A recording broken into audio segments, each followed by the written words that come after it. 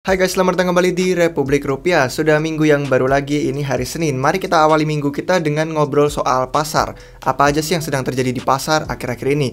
Kemarin pas di Q&A hari Sabtu, mungkin kalau kalian belum nonton, kita bahas soal beberapa koin dan token aset kripto yang mungkin akan berpengaruh bersamaan terbangnya dengan Ethereum karena ada the merge. Terus kita ngomongin soal Cina dan Taiwan, tapi cuman singkat aja di bagian akhir dari Q&A.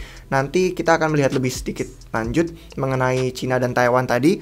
Mungkin akan dibahas beberapa hal lainnya. Terus kita ngelihat soal pengaruhnya terhadap harga aset kripto, terhadap saham, dan juga kita ngeliatin soal perkembangan dari segi kayak Amerika Serikat tuh gimana sih tentang employment-nya mereka. Terus kita ngomongin soal Michael Saylor nih, yang katanya turun dari CEO-nya MicroStrategy. Apakah artinya dia bakal ngejual Bitcoin? Nanti jawabannya akan terjawab untuk di video hari ini. Lalu hal-hal lain seperti Coinbase dan BlackRock itu juga akan kita bahas. Jadi kalau kalian mau ngerti semua hal itu terkait pasar dari awal minggu yang bagus ini, mari kita lihat videonya sampai akhir. Oke, let's go.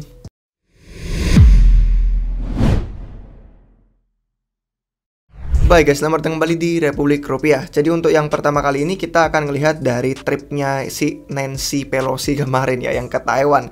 Kemarin tuh kalau misalkan kalian belum tahu ya, kadang mungkin bertanya-tanya Nancy itu siapa, kenapa kok kunjungannya dia ke Taiwan itu bener-bener signifikan, dan kenapa kok malah bikin si Cina marah gara-gara kunjungannya dia. Mungkin kalian bisa nonton salah satu video yang menarik. Ini videonya dari si Blockworks Macro. Jadi Blockworks itu juga ada beberapa konten yang mereka fokuskan ke makro, dan jadi ini channelnya terpisah dari Blockworks yang satunya. Di sini ada judulnya yang Pelosi's Visit to Taiwan Has Angered China. Jadi ini benar-benar bikin Cina marah, dan ini ngobrolin sama si Jacob Shapiro. Kalau misalkan kalian nonton ini mungkin bisa tahu lebih lanjut mengenai kenapa ini signifikan si Nancy kunjungan ke Taiwan. Terus kalian bisa tahu alasannya. Nah, terus kalau misalkan kalian mungkin belum punya waktu atau mungkin kurang tertarik untuk bisa menonton video yang rada lama gitu kan, mungkin kalian bisa melihat bahwa si Nancy itu sendiri sebenarnya adalah salah satu politisi yang berpengaruh, yang lumayan kuat di Amerika Serikat. Dan kalau dia kunjungan ke Taiwan, dalam sejarahnya itu kan untuk udah 25 tahun lamanya gitu kan, sejak ada politisi yang berpengaruh masuk ke Taiwan, itu jadi nggak disukain sama Cina gara-gara mereka nggak suka sama idenya kalau Amerika Serikat itu memberikan support lebih lanjut yang lebih meningkat untuk si pulau Taiwan ini. Yang mana kalau misalkan kita udah lihat sejarahnya kan, Cina sama Taiwan tuh ada beberapa bersih tegang gitu kan, dan ketegangannya itu jadi berpengaruh ke Amerika Serikat karena mereka menunjukkan beberapa tanda-tanda support ke Taiwan sendiri. Nah, yang menarik itu adalah beberapa orang, atau bukan beberapa sih sebenarnya, bisa dibilang hampir semua orang itu nggak ada yang tahu kenapa si Nancy itu memutuskan untuk ya udah ngetrip aja ke Taiwan, tiba-tiba terbang ke sana gitu kan, kunjungan. Khususnya karena ada beberapa admin di Amerika Serikat itu sebenarnya udah bilang untuk si Nancy itu sebenarnya jangan ke Taiwan. Ini ada beritanya dari si diplomat.com kan, bahwa dikatakan si kunjungannya Pelosi ke Taiwan itu sebenarnya not a good idea. Sebenarnya bukan ide yang bagus. Jadi setelah kita melihat ya, bahkan beberapa figur administrasi di Amerika Serikat bahwa bilang itu ide yang nggak bagus, jadi kita pun nggak tahu kenapa dia kemarin ke sana gitu kan. Dan dari sana pun kita melihat, si Cina makin marah, nggak suka, mengeluarkan beberapa ancaman ini. Bahkan si Nancy sampai kena sanksi dari si Cina sendiri, dari Beijing gitu kan, kena sanksi. Dan ya akibatnya karena banyak ketidakjelasan di sana, dan orang-orang mulai berasumsi wah ini bakal perang dunia atau segala macam. Beritanya jadi lebih bagus untuk harga stok, harga pasar saham, dan kemarin sempat rally harganya juga setelah si Nancy-nya tuh meninggalkan Taiwan. Nah, akhirnya pas dia pulang ya udahlah, akhirnya pasar lumayan positif. Dan ini juga yang bikin kemarin waktu kita, kalau ini kan saya cuma nunjukin di CoinGecko ya, tapi kalau misalkan kalian lihat di TradingView atau beberapa tempat untuk melihat chart lain, kalau kalian lihat candle-nya secara daily, secara harian, itu sebenarnya ada hijau gitu kan, green, sejak kemarin setelah si Nancy pulang. Ini kan kejadiannya minggu lalu. Jadi sebenarnya kalau misalkan kita ngelihat ya, itu nggak mengejutkan juga. Si Amerika Serikat akhirnya dapat beberapa masalah lebih gitu kan. Si Cina tadi udah saya sebutin memberikan sanksi ke Nancy Pelosi sendiri, jadi kayak nge-cancel beberapa perjanjian, dan kayak obrolan tentang isu iklim sih, masalah iklim gitu kan, perubahan iklim. Jadi ya mungkin kalau misalkan kita lihat dari segi makro, ini sebenarnya menambah salah satu hal yang nggak bagus aja sih dari seluruh dunia gitu kan, karena kita ngeliat dunia lagi nggak sehat, lagi belum pulih, dan kalau misalkan ini nambah lagi satu ketegangan dan sentimen yang kurang bagus, mungkin itu bisa jadi memperlambat pemulihan kita. Tapi kalau misalkan kita mau ngeliat ke makro yang lain, mungkin nanti kita bisa tunjukkan menjelang akhir video ini. Tapi sekarang coba kita lihat aja dulu yang soal laporan nih. Laporan minggu lalu ada juga laporan soal pekerjaan di Amerika Serikat, yang mana sebenarnya pasar buruh itu udah mulai melonjak tinggi gitu, dengan yang namanya tingkat unemployment atau tingkat pengangguran itu jadi yang rendah. Kalau kita lihat di sini itu 3,5% tingkat penganggurannya. Jadi ini level yang terendah sejak hampir 50 tahun loh.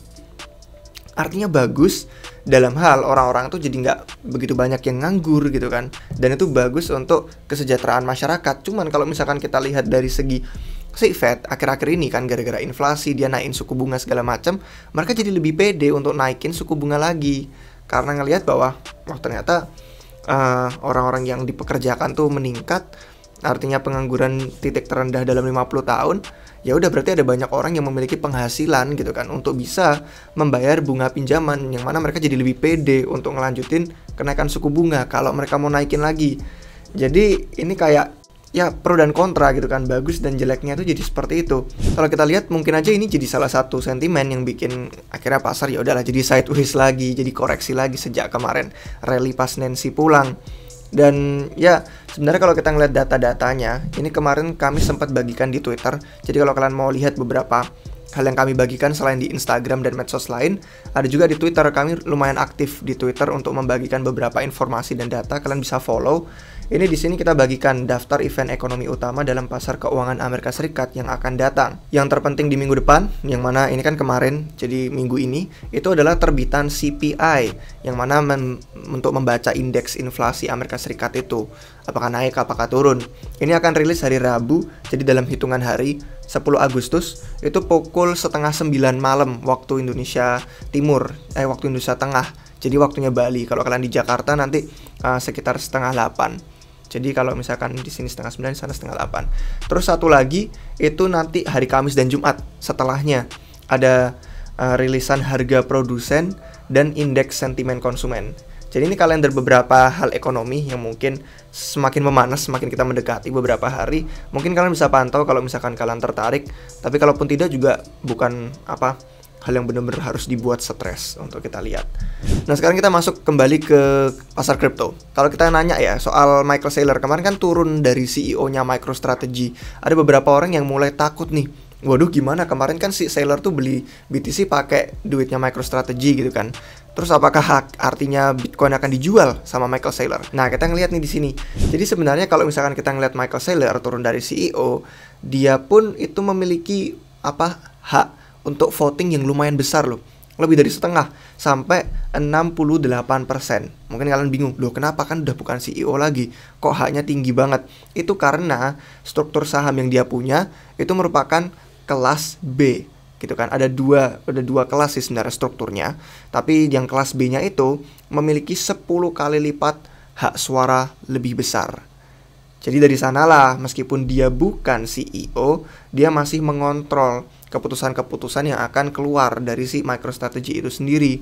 Jadi dengan voting, kemampuan suara votingannya dia masih bisa menentukan keputusan berikutnya kayak apa, mau ngejual Bitcoin, mau ngapain. Dan kalau kita lihat ya, si Michael Saylor sendiri kemarin di tweet sampai bilang akan fokus lebih signifikan ke dalam Bitcoin. Jadi kalau dia memiliki fokus signifikan ke dalam Bitcoin dan dia masih memiliki suara 68% dari sistem saham yang dia pegang, kita kan jadi bisa mulai melihat ya, bisa mulai meraba-raba apakah dia akan menjual Bitcoin apa enggak. Di situ sih kalau kita misalkan tahu.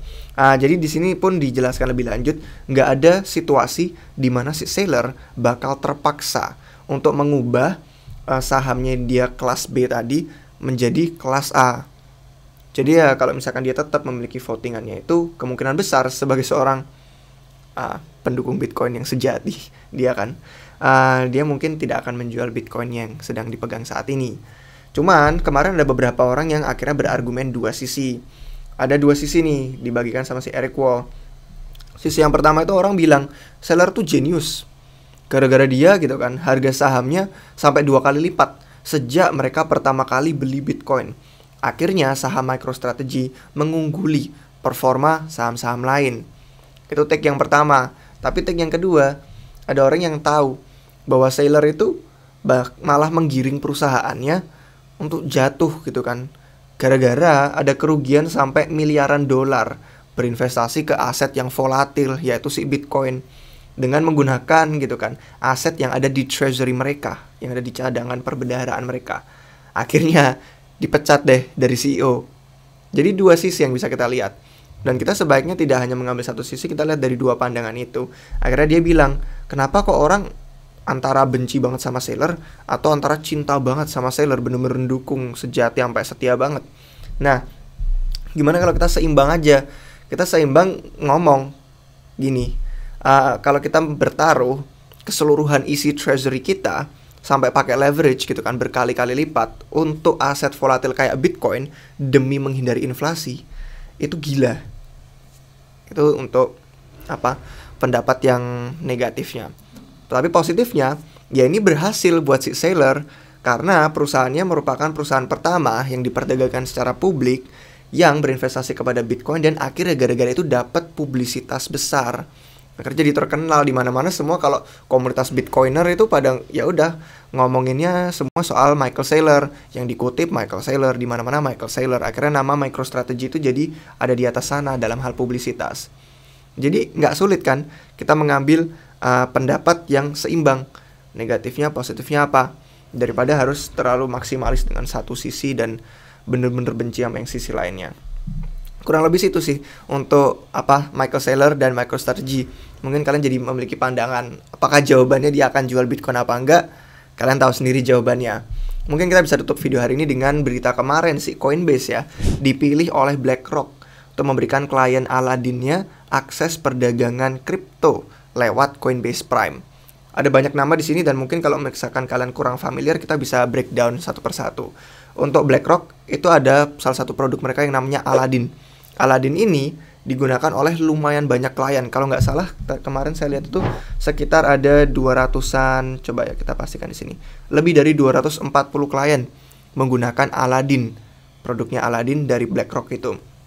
Jadi mereka ada kayak aset yang dikelola sama si BlackRock itu sampai 21 triliun dolar lewat platform Aladdin ini. Dan semua klien yang ada di platform Aladdin tadi itu akhirnya nanti bisa mengalokasikan duit mereka yang lumayan banyak, 21 triliun dolar, lebih dari 21 triliun dolar untuk berinvestasi ke Bitcoin gara-gara integrasinya dengan Coinbase Prime. Nah, Coinbase Prime ini sendiri, kalau misalkan kalian lihat artikelnya di republikrupiah.com, di website kami, Coinbase Prime itu adalah platform broker utama institusional. Jadi memang untuk institusi dan perusahaan terkemuka untuk aset kripto. Coinbase Prime sendiri ada lebih dari 13.000 klien institusional. Dan itu diintegrasikan dengan Aladdin-nya BlackRock, yang tadi ada lebih dari 240 klien dengan aset lebih dari 21 triliun dolar. Artinya apa? Ini membuka peluang untuk institusi yang punya duit banyak untuk berinvestasi ke dalam Bitcoin. Bullish? Ya mana ada bearish kalau kayak gitu kan. Membuka jendela untuk mereka bisa berinvestasi. Jadi memang kemudian berita ini jadi salah satu hal yang membawa sentimen positif kepada pasar. Jadi kan kita lihat ya beberapa hal tadi terkait kayak Cina dan Taiwan. Kita ngelihat soal pekerjaan dan tingkat pengangguran Amerika Serikat. Terus kita ngeliat soal Michael Saylor, MicroStrategy, dan sekarang kita lihat Coinbase BlackRock. Ada yang buruk, ada yang bagus, ada yang negatif, ada yang positif. Jadi sentimen pasar saat ini kurang lebih itu sih yang sedang kita perhatikan. Kalau mau ngomongin soal makro mungkin belum sempat kita bahas hari ini. Kalau misalkan kalian mau silakan subscribe ke channel YouTube kami, nanti kami bahas lebih lanjut terkait makro dan lain-lain. Dan juga di akhir video kalian bisa tahu tentang membership RR kalau misalkan tertarik untuk bergabung dan mendapatkan komentar pasar harian lebih lanjut. Kurang lebihnya itu guys yang bisa kami update ke kalian untuk hari ini. Semoga bisa membantu kalian mendapatkan perspektif sedang ada di mana kita di pasar dan hal-hal dan berita apa aja yang perlu kita perhatikan ke depannya. Terima kasih untuk yang sudah nonton sampai akhir. Sampai jumpa kalian semua lagi di video yang berikutnya. Cheers. Sebagai anggota, kalian akan mendapatkan banyak sekali konten edukasi. Yang pertama, ada rangkuman dan komentar pasar. Kedua, update portofolio tim RR. Yang ketiga, riset koin dan token kripto. Yang keempat, peluang airdrop ICO, DeFi, dan NFT. Yang kelima, video tutorial dan kursus. Dan yang keenam, akses ke perpustakaan dan alat riset kami. Kalian dapat menemukan semua harga dan link pendaftaran keanggotaan di deskripsi. Di website republikrupiah.com, kami juga memiliki artikel berita, blog gratis, dan link ratusan video YouTube kami yang bisa kalian cari. Kalian juga bisa mendapatkan merchandise RR yang keren. Dan tentu saja semua video yang kalian tonton bukan merupakan nasihat keuangan. Konten ini bertujuan untuk edukasi dan hiburan. Kalau kalian ingin mencari nasihat investasi, kalian bisa menghubungi penasihat keuangan. Sampai jumpa di video berikutnya.